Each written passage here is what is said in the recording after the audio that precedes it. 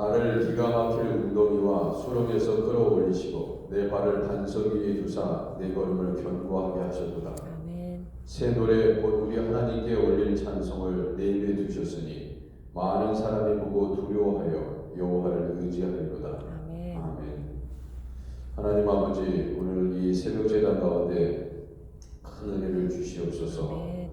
하나님 늘 성령께서 함께 하시는 새벽 제단 되게 하사 아멘. 하나님 이곳에서 예배드리는 모든 자들마다 성령의 철저한 인도하심을 받을 수 있는 은혜가 있게 하옵소서. 예수님의 이름으로 기도드립니다. 아멘. 아멘.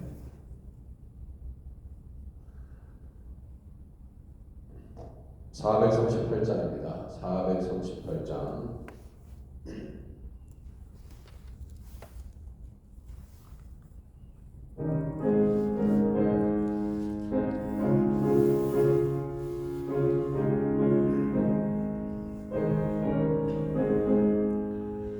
내 영혼이 은총이와 중한 죄짐 벗고 보니 슬픔 많은 이 세상도 천국으로 가도다.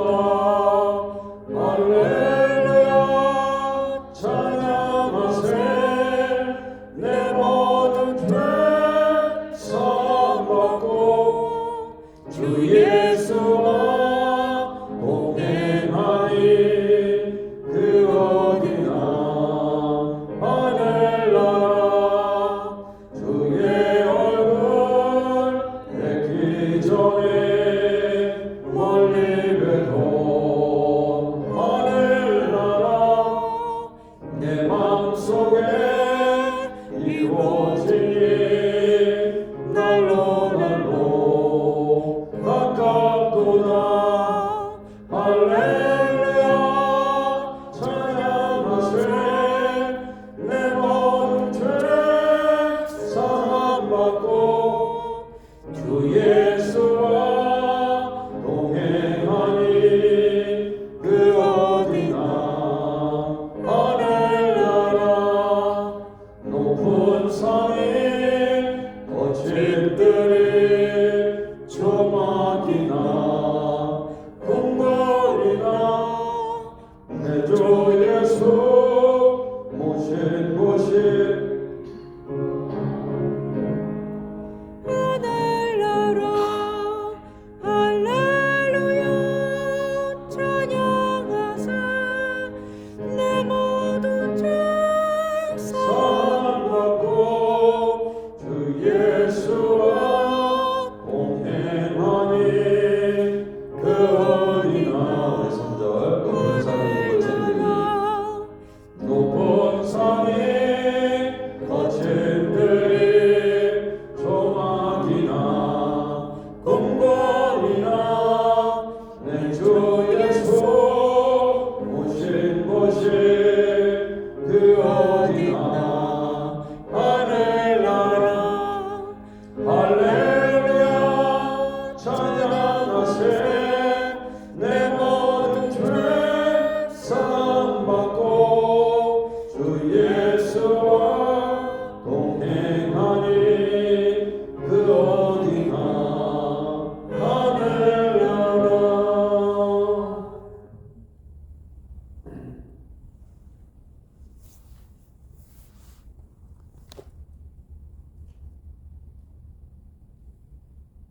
252장입니다. 나의 죄를 씻기는 252장.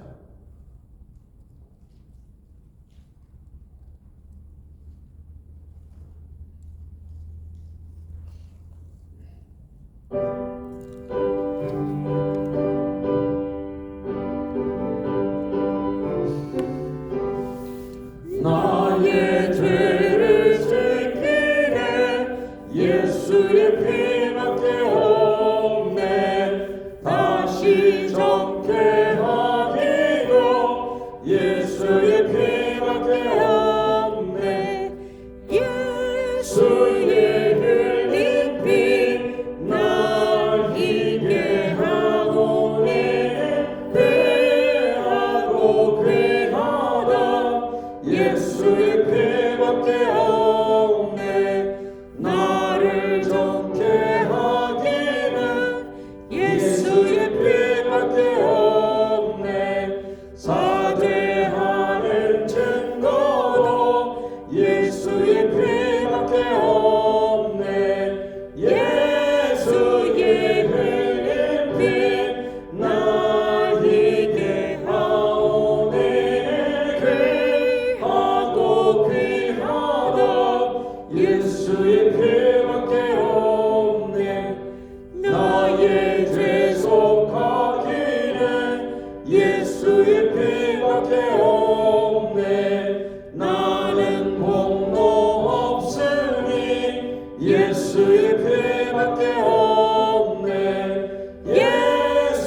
예수에게 흘린 피 날 이게 하오니 귀하고 귀하다 예수의 피밖에 없네 평안함과 소망은 예수의 피밖에 없네 나의 의뢰는 없고 예수의 피밖에 없네 예수의 흘린 피 나에게 하오니 귀하고 귀하다 예수의 피밖에 없네 영원토록 내 할망 예수의 피밖에 없네 나의 장미 제목은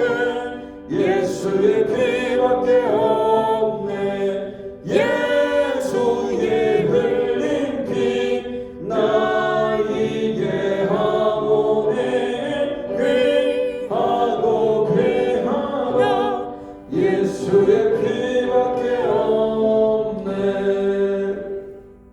아멘.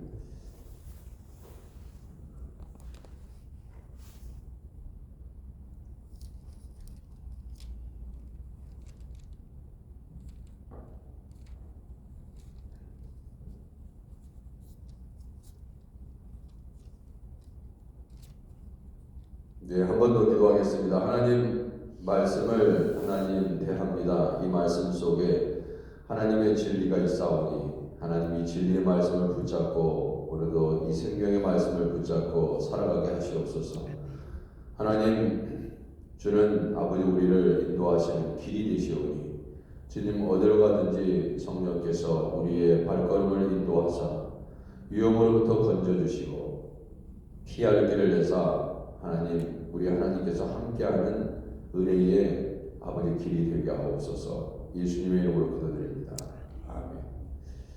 3월 21일 화요일 하나님께서 우리에게 주시는 말씀 마태복음 22장 34절에서 46절까지 말씀입니다. 마태복음 22장 34절에서 46절까지의 말씀 교독하도록 하겠습니다. 34절입니다. 예수께서 사두개인들로 대답할 수 없게 하셨다 함을 바리새인들이 듣고 모였는데 그 중에 한 율법사가 예수를 시험하여 묻되 선생님 율법 중에서 어느 계명이 크니까? 예수께서 이르시되 내 마음을 다하고 목숨을 다하고 뜻을 다하여 주 너의 하나님을 사랑하라 하셨으니 이것이 크고 첫째 되는 계명이요 둘째도 그와 같으니 내 이웃을 내 자신과 같이 사랑하라 하셨으니 이 두 계명이 온 율법과 선지자의 강령이니라. 바리새인들이 모였을 때에 예수께서 그들에게 물으시되 너희는 그리스도에 대하여 어떻게 생각하느냐? 누구의 자손이냐? 대답하되 다윗의 자손이니라. 이르시되 그러면 다윗이 성령에 감동되어 어찌 그리스도를 주라 칭하여 말하되 주께서 내 주께 이르시되 내가 내 원수의 내 발 아래에 둘 때까지 내 우편에 앉아 있으라 하셨도다 하였느냐. 다윗이 그리스도를 주라 칭하였은즉 어찌 그의 자손이 되겠느냐 하시니 한개 있습니다. 한마디도 능히 대답하는 자가 없고 그날부터 감히 그에게 묻는 자도 없더라. 자, 어제는 신약성경에 보면 예수님을 괴롭혔던 대표적인 종교 지도자들 그룹이 있었습니다. 그 한 그룹이 사두개인들이었죠. 부활이 없다는 사두개인들이었고, 자, 두 번째 그룹이 바리새파 그룹입니다. 바리새인들이었는데 어제 본문의 말씀처럼 이 사두개인들이 와서 어떻게 보면 쉽게 얘기하면 예수님 골탕먹이고 예수님을 갖다가 그 시험하기 위해서 찾아왔었잖아요. 그래서 그 모세가 이뤘을 때, 그 모세에 있는 모세의 법을 빌어서 사람이 만일 자식이 없어 동생이 그 아내에게 장가들어 형을 위하여 상속자를 세울지니라. 그러니까 사두개인들은 철저히 부활을 믿지 않는 사람들이었죠. 그래서 그 자신들의 어떤 믿음, 잘못된 믿음이긴 하지만은 그 믿음의 기초에서 7형제가 있었다. 근데 뭐 마지가 없어가지고 마지가 장가 들었다가 죽어서 상속자가 없었다. 동생에게 물려줬다.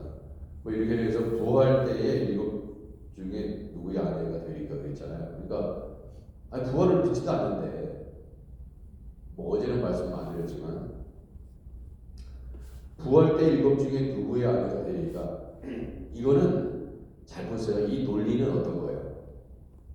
이 자신의 논리를 가지고 이 부활이 없는 것이 맞지 않겠느냐 이런 상황 속에서 누구의 아내가 되겠냐 이거예요. 그러니까 부활은 있어서는 안 된다는 것을 자신들의 어떤 믿음을 갖다가 그러니까 이 부활은 잘못된 것이다. 부활은 있을 수 없는 일이다. 이런 것을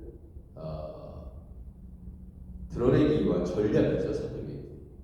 사두개인들이 그러한 악한 모습을 가지고 지금 예수님을 공격하는 것입니다.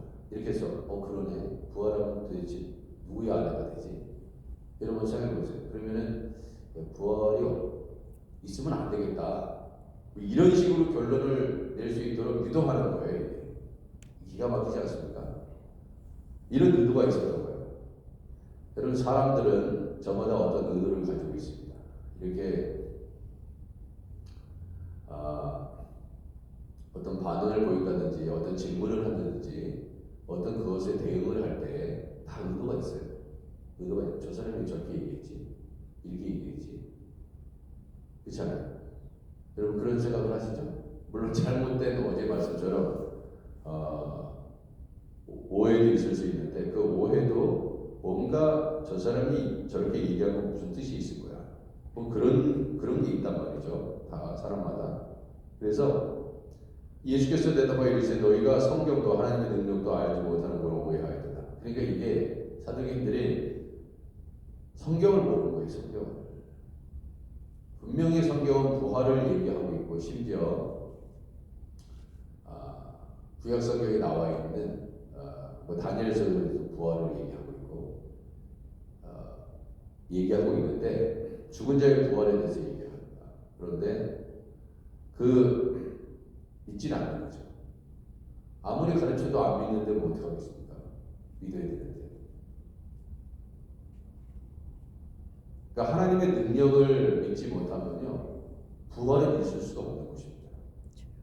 하나님을 못 믿는데 부활입니다. 죽은 자가 살아나는 것을 어떻게 믿겠냐? 그리고 이거는 육체적인 부활을 의미하는 게 아니라 새로운 옷을 입는 하나님의 백성으로서 부활의 옷을 입는 것인데 그걸 어떻게 믿겠냐? 보이지 않는 우리의 육신의 눈으로 보이지 않는 이 천국에 대해서 어떻게 믿겠느냐? 지옥이 있다고 하는데 가봐야 할지. 그죠? 성경은 지옥과 천국이 분명히 있다고 말씀하셨는데 예수님이 직접 말씀하셨는데도 믿지 않는다. 자, 그래서 이 사두개인들은 부활을 믿지 않았기 때문에 이 부활이 없다는 것을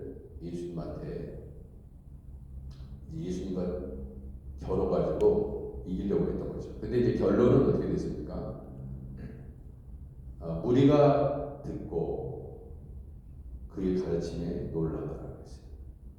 이 말은 오늘 본문에 등장하는 46절의 말씀과 사두개인과 예수님의 답변 대화 후에 있었던 이 구절은 바리새파와 예수님의 대화 끝에 오늘 본문에 등장하는 한마디도 능히 대답하는 자가 없고 그날부터 감히 그에게 묻는 자도 없다라고 했어요. 그러니까 한동안 그랬다는 거죠. 자, 그러면 결론은 똑같습니다. 지금 오늘 본문은 이렇게 시작되는 거예요. 34절. 예수께서 사두개인들로 대답할 수 없게 하셨다 함을 바리새인들이 듣고 보인 것입니다. 아, 그래 너네들은 성경에 대해서 우리보다 한 수 아래이기 때문에, 자, 그럼 우리가 예수님 댁 가서 예수님과 겨뤄가지고 예수님을 이기겠다. 예수님을 공격에 처해가지고 그래서 이 바리새인과 사두개인들은 때때로 그 한패가 돼가지고 있잖아요. 서로 관계가 좋지는 않거든요. 관계가 좋지 않습니다. 두 그룹은. 바리새파와 사두개파는 서로 자기네가 맞다고 그렇게 주장하는 거잖아요. 그러니까 한 가지로 바리새파는 부활을 믿는 사람들이고 사두개파는 부활을 믿지 않는다. 그러면은 맨날 싸운다 이거예요. 맨날 싸우는 거예요. 근데 어느 순간에는 또 이 두 파가 예수님을 공격하는 데 있어서는 같이 힘을 합칩니다. 그러면 세상에 이렇게 돌아가는 걸 이렇게 보세요. 돌아가면 공공의 적이 되면 둘이 열심히 싸우던 그룹들이 저 한 사람을 공격하기 위해서 뭉쳐요. 정치도 그렇고 종교도 그렇고 사람 사이의 관계도 마찬가지입니다. 자, 일종의 어떤 한 사람이 있습니다. 그런데 이 한 사람을 죽이기 위해서 두 사람이 별로 친하지도 않는데 원래 원수같이 그게 서로 싸우다가도 붙어요. 그리고 그 한 사람을 공격합니다. 그래 안 그래요? 그래 안 그래요? 그래요. 이 정치도 마찬가지입니다. 한국에 국민의힘이 있고 더불어민주당인가? 더불어민주당이 있고 정의당이 있고 무슨 또 다른 당이 있어요. 이렇게 어떤 정치적인 이슈를 가지고 그 사람들 열심히 싸우지만 이렇게 보세요. 어느 때는 둘이 당이 있다는 것은 추구하는 게 다르다는 거예요. 당이 있다는 것은 자기네들이 생각하는 여기서 얘기하면 뭐예요? 여기 우리 본문의 말씀에 의하면은 뭐예요? 예수님이 그렇게 얘기했습니다. 두 계명이 온 율법과 선지자의 강령이니라. 자, 강령이라는 말은 어떤 단체의 기본 입장이나 방침을 요약한 내용입니다. 당은 서로 다른 강령이 있는 거예요. 추구하는 바가 다르다.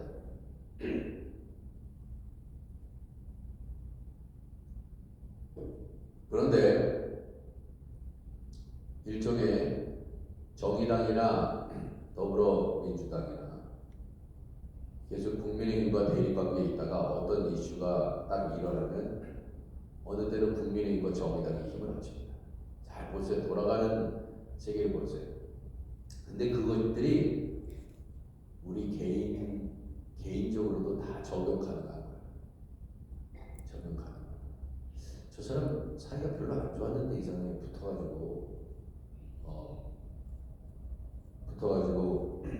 언제 저렇게 친했나 이렇게 되는 거예요.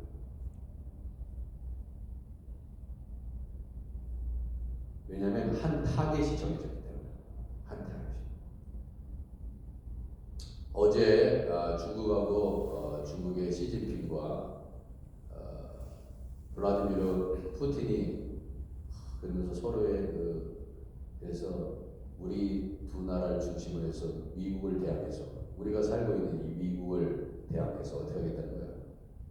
세계 질서를 재편하겠다는 것입니다. 여러분 기도 많이 하셔야 돼요. 미국이. 여러분 미국이 언제까지 미국일 것 같습니까? 그 미국이라는 이 현재까지도 그래도 그나마 유지되고 있는 이 힘을 잃어버리면 최대 강국이 아닙니다. 그걸 넘어서기 위해서 러시아도 전쟁을 일으킨 거고 중국도 대만을 공격하려고 하는 거고 다 지배하고 싶은 거예요. 그냥 기도 많이 해야 됩니다.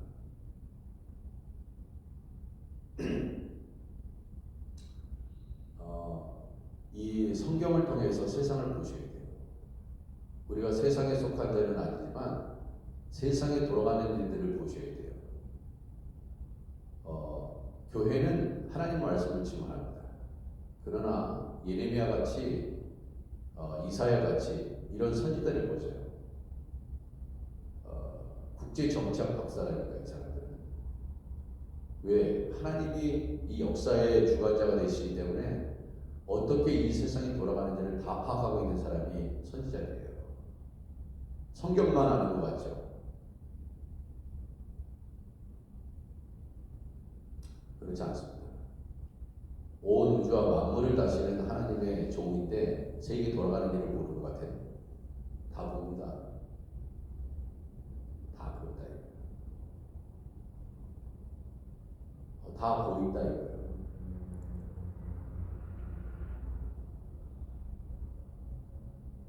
그래서 관심을 가져야 돼요.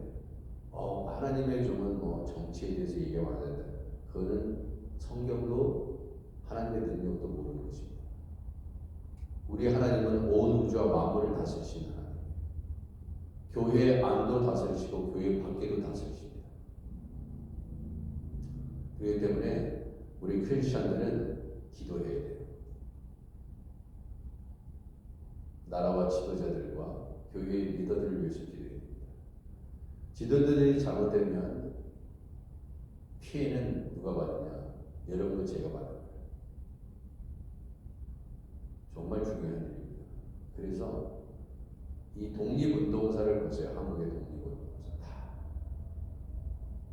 거의 3분의 2가 다 나라의 독립을 위해서 누가 했었습니까? 기독교인들이 했었어요. 그러니까 정치에 참여하는 목회자들도 중요한 분들이에요. 사실 우리가 못하는 걸 하는 거예요. 그렇게 하지도 못하면서 욕하는 사람들은 어리석은 사람들입니다. 성경을 모르는 거예요. 기도해야 됩니다.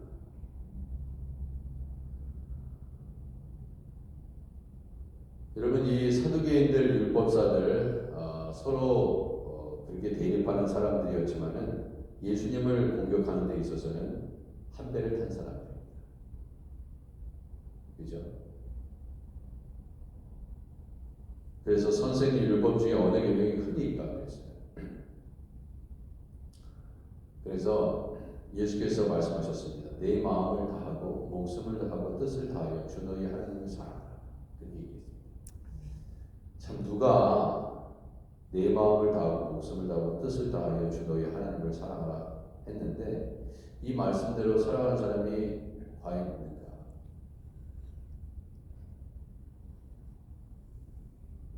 이렇게 하면 되는데 그렇게 안 하기 때문에 문제인 것입니다. 그렇죠? 우리가 마음을 다합니까? 목숨을 다합니까? 뜻을 다합니까? 그러면서 하나님을 사랑하라고 했는데 이렇게 하나님을 사랑하지 않을 뿐더러 이것이 크고 첫째 되는 계명이었는데 둘째도 그와 같으니 그와 같다고 했어요. 그와 같다. 왜 그와 같다고 했을까? 이게 이제 이번 주일날 설교하고 연관되는 건데 이것이 크고 첫째 되는 계명이 있어요. 둘째도 그와 같다. 다르지 않다. 왜 다르지 않을까요? 내 이웃을 내 자신같이 사랑하라 하셨으니 그렇습니다. 근데 뭐가 같다는 거죠? 첫째 계명과 둘째 계명하고 사랑이 같다는 말입니다. 어떻게 해석해야 되냐 이거예요.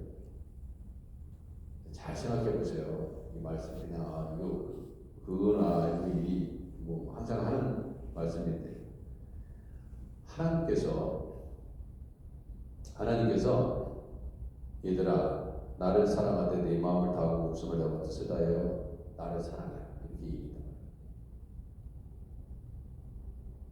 그리고 내 이웃을 내 자신같이 그와 같으니 내 이웃을 내 자신같이 사랑하라. 그러면 뭐예요? 하나님께 주신 명령이지.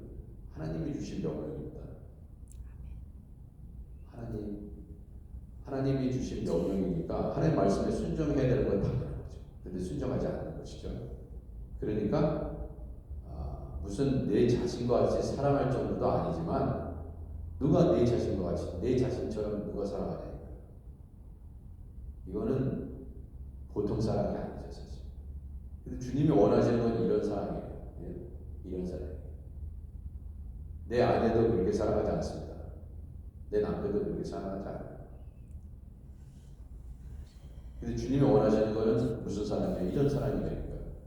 그러면 내 이웃은 어떻게 되는 거예요? 내 자식도, 내 부모도, 내 아내도, 내 남편도 이렇게 사랑하지 않는데 무슨 이웃까지 갈 필요가 뭐가 있어요? 이웃을 왜 내가 내 자신같이 사랑해야 돼?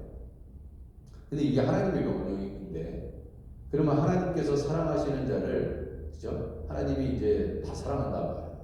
그 사랑은 세상을 이처럼 사랑하사, 여호와 3장 10년 세상을 이처럼 사랑하사 독생자를 주셨어요.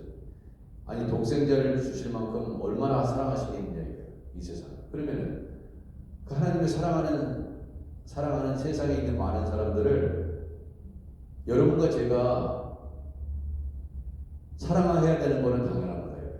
그렇게 하나님께서 하셨습니다. 그렇잖아요. 그러니까 늘 제가 비유하는 말씀이죠. 내 자식을 그 부모같이 사랑하는 사람이 없겠죠. 내 자식이니까. 고슴도치도 자기 자식을 사랑하니까. 근데 내가 사랑하는 자식을 어떤 사람이 정말 끔찍하게도 사랑하네요. 끔찍하게도 사랑해요.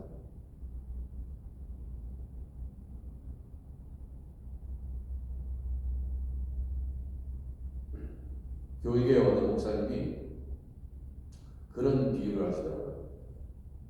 자기에게도 아들이 있는데 다 영어권이야, 영어권. 그래서 의사소통이 잘 안 돼. 자식들 한국말 가르쳐야 됩니다. 의사소통에 어려움이 있어요. 부모와 자식 간에도. 그래가지고 저를 볼 때마다 나이가 비슷한데 자기 자식이야. 그래가지고 뭐라고 얘기했냐? 그 사모님이 저한테, 아니 전 목사님 보면 아들처럼 생각한다. 그 왜 그럴까요? 그러면 내 부모는 저는 아버님이 고등학교 1학년 때 돌아가셨대요. 어머니만 계신데 내 어머니는 계셔.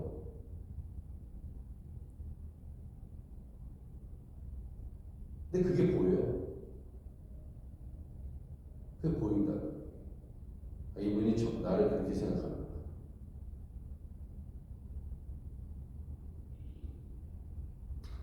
여러분 자식을 보세요. 자식을 보면은 여러분 자식이 완벽해서 사랑합니까? 여러분 자식 여러분한테 너무나 잘해가지고 사랑합니까? 아니면 허물이고 부족하고 연약하고 어느 때는 속색이고 말이죠. 말 안 듣고 갖다 버립니까? 안 버리죠. 내 자식이니까 사랑합니다.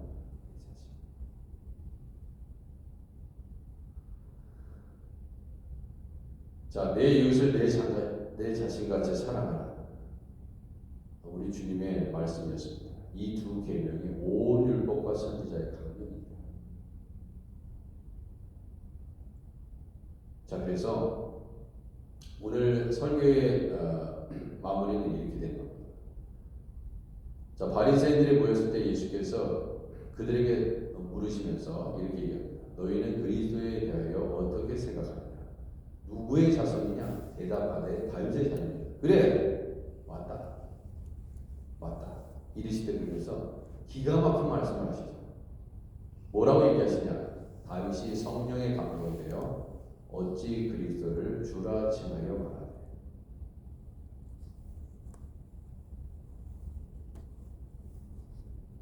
근데 제가 이 한마디는 잘 알아요. 그 사모님이 이러더라고요. 전 목사님은 우리 남편을 갖다 그렇게 아버지처럼 생각도 안 하는 것 같은데 이분은 왜 그러시는지 모르겠다고. 예, 그분 맞아요, 그 사모님 얘기가. 여러분 잘 보세요. 오늘 이 예수님께서 이런 얘기를 합니다. 다윗의 성령의 감동이래요. 이렇게 얘기해요. 성령의 감동. 이게 중요해요. 성령의 감동이 돼요. 주님의 일은 성령의 감동돼서 하는 것입니다. 누구의 힘에 의해서 우리가 성령의 감동이 되어 어찌 그리스도를 주라 하시나요? 다윗이 성령에 감동되기 때문에 가능했던 거예요. 성령에 감동되기 때문에. 어떻게 골리앗과 싸울 수 있습니까? 성령에 감동됐기 때문에, 하나님의 영에 붙잡힌 바가 됐기 때문에. 삼손이 그렇게 부족한 사람인데 성령에 감동이 되니까, 하나님의 영이 임하니까 막 사도도 찢겨 죽이고 블레셋도 죽이고 그 수천 명을 죽이고. 뭐 때문에? 자기 힘 때문에 아니죠. 머리카락 힘 때문에 아닙니다. 성령께서, 하나님의 영이 그에게 임했기 때문에.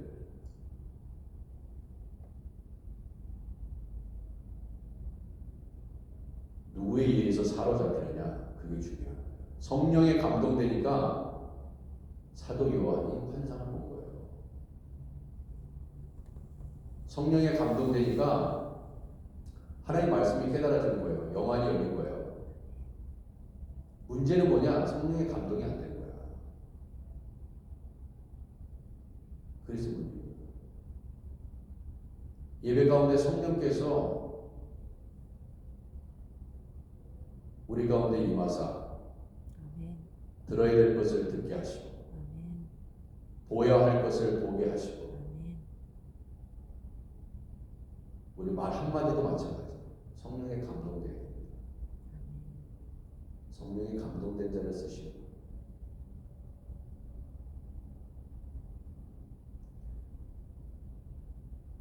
오늘도 세상에 나아가실 때 성령의 감화 감동이 여러분의 삶을 이끄시기를 주님의 이름으로 축원해 드립니다.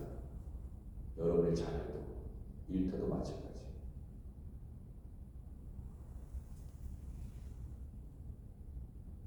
우리의 눈빛 하나의 표정도, 손짓 발짓도, 우리에게서 나오는 향기도 그리스도의 향기가 되어야 됩니다. 그런 자를 하나님이 쓰십니다. 우리가 다 부족하나, 연약하고 흠이 있는 자나 성령에 감동될 때 하나님께 쓰임 받을 수 있습니다.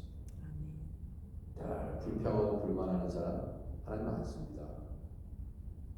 불평하고 불만하는 자 어떻게 성령의 감동이 됩니까? 안 됩니다. 하나님의 마음에 합하는 감동이 있으니 다윗이 하나님의 쓰임 받습니다. 사울은 그렇게 하지 못했어요. 하나님께 이끌림 받지 못, 하나님의 영에 감동이 되는데 귀신의 영에 사로잡힙니다. 못 씁니다. 기도하겠습니다. 하나님 아버지, 우리에게 성령의 감화 감동이 있게 하시옵소서. 주님, 오늘도 바르게 주님 앞에 쓰임받기를 원합니다. 주 하나님 아버지, 은혜를 주옵소서. 우리 한내시아 교회를 항상 하나님께서 사랑하시고 지켜주시고 성령께서 임재하시는 교회 되게 하시옵소서. 예수님의 이름으로 기도드립니다. 아멘. 이 시간 주여 한번 크게 외치고요. 우리 주보를 청조하시면서 나라와 민족을 위해서 기도하시고, 또 가정을 위해서 기도하시고, 여러분들의 자녀들을 위해서 기도하시고, 환우들을 위해서 기도해 주시기 바랍니다. 우리 주여 한번 크게 외치겠습니다. 주여! 하나님 아버지, 은혜를 주옵소서. 은혜를 주옵소서. 우리 교회에 아버지 하나님, 이 새벽 제간을 하나님께서 붙잡아 주시기 바랍니다. 아버지 하나님, 역사에 주옵소서. 오 주님, 도와주옵소서. 할렐루야, 할렐루야. 우리 하나님의 올라가시는 영과 은혜로 충만하게 하소서. 아버지 하나님, 기름 부어 주옵소서. 오 할렐루야. 주님 도와주옵소서. 아버지 하나님, 역사에 주옵소서. 주님, 하늘의 주여 성사님, 허성 화이란 성에서, 남수지 성에서, 서명재 성에서, 조문재 김준자 성에서, 김주혜 성에서, 성령께서 함께하사 아버지